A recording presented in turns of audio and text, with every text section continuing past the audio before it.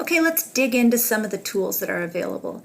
On the Map tab is the basic stuff that you need.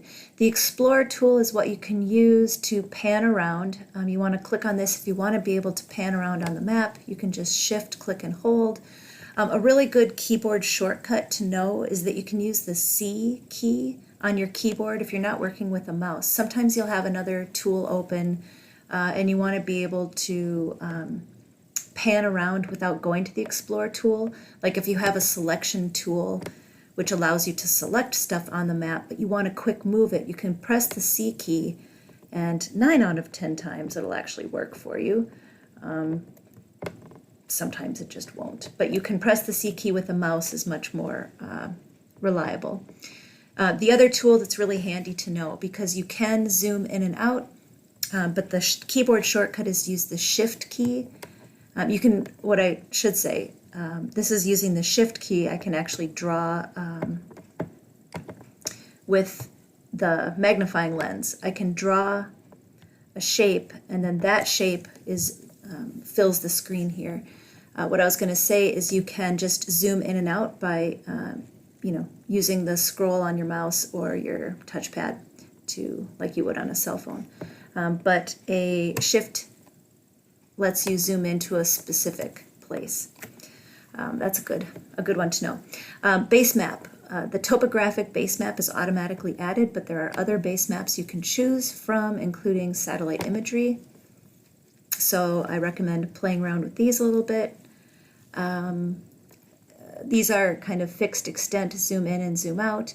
The ones that have drop downs just give you some options. Like the Explore tool, it will allow you to explore from the visible layers, selectable, whatever. This visible one or topmost are the most common. If you have a whole stack of data over here, then any selectable layer would be a good one to choose. And what happens is, well, I'll show you when we get some data in there. Okay, let's see here. Select is really an important thing to know, easier to demonstrate when we have some data in here, so I'll come back to that.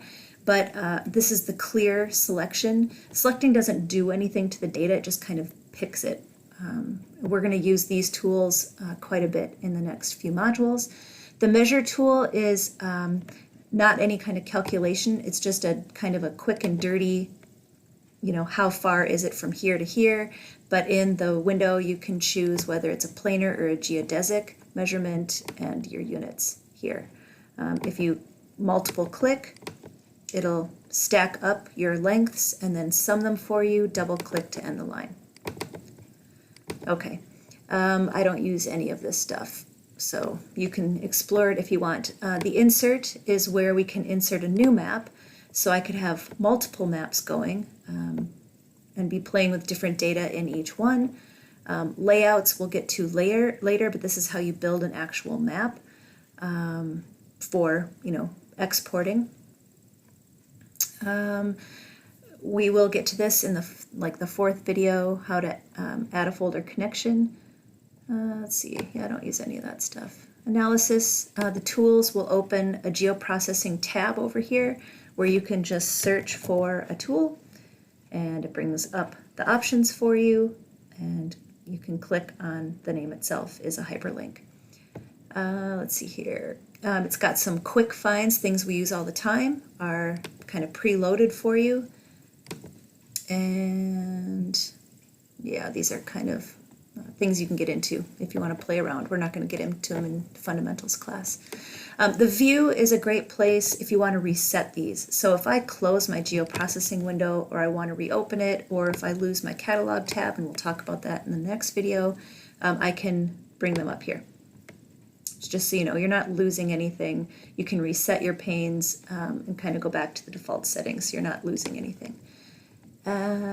Edit, and we'll get to all that stuff later. This share is where you're going to export your map. This is the kind of important thing to know for GIS Fundamentals, is the share tab and export map. Okay, docking. You can pull these things off, and then notice, so I just kind of grabbed the top of the contents pane, and then notice it's letting me kind of dock things like this. So I could dock it up at the top, That's kind of weird because it's table of contents, so I think I want to leave it over on the left. You can resize things. Yeah, you can open attribute tables and just move things around. Just remember that you can just grab them up here. They can float. Right now it's just kind of a floating external thing. Or click on it and look for the docking buttons. All right, that's pretty much it for this video. I welcome you to dig around, explore, play, just kind of hover over to see what things do. Yeah, the possibilities are somewhat endless.